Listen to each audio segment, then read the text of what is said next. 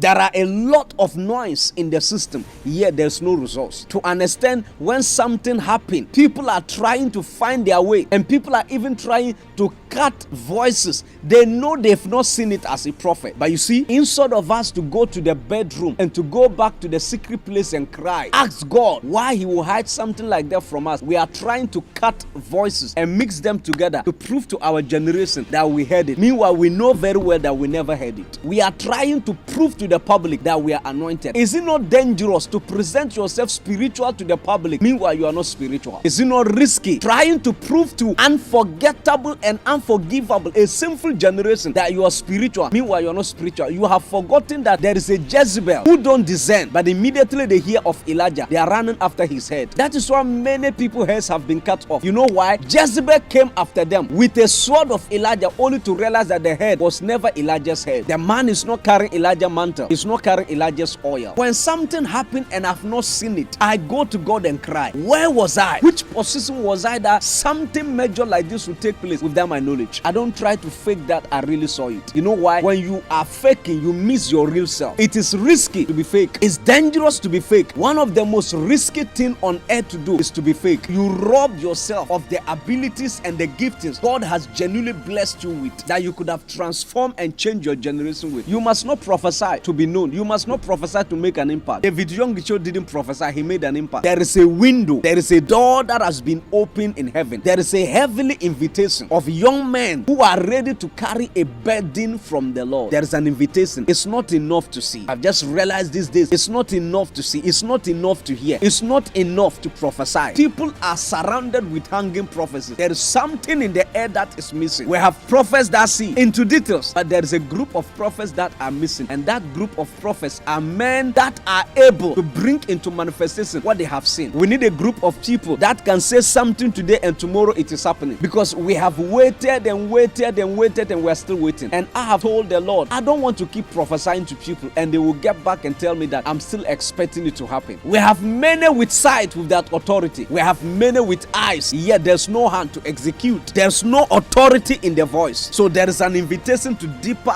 encounters. God has opened a door in heaven and he said, come up hither. There is an invitation to deeper encounters. There is an invitation to deeper revelations. There is an invitation to men that will carry the authority of God like never before. Same kind as Elijah, same kind as Elisha, with the heart of Christ, yet with a kind of anointing that a generation will not doubt, with a kind of anointing that a generation will not brandish and just write it off and walk away and nothing will happen. Something is missing in our generation and we need to pray. We need to fast like never before. We need to pray like never before. We need to stay with the Lord like never before. We need to reposition ourselves like never before. I am not being judgmental, and as a matter of fact, just like Paul said, Christ came to save sinners, of which I am a chief sinner. As a matter of fact, this sermon I'm preaching, whatever I'm doing, it is not enough. Many people have gotten back to me with diverse kinds of testimony, but it is not enough. I was just looking at myself and I asked myself, when was the last time a dead man raised in my ministry? When was the last time a dead man resurrected? When was the last time somebody increased in height? When was the last time impossible cases were brought to me that it became possible? Because if I dwell in this small prophetic where we keep seeing and keep seeing, and as a matter of fact, people have now turned the seeing into business. I see for you, you pay me. So you see that we are so much interested in what we will get.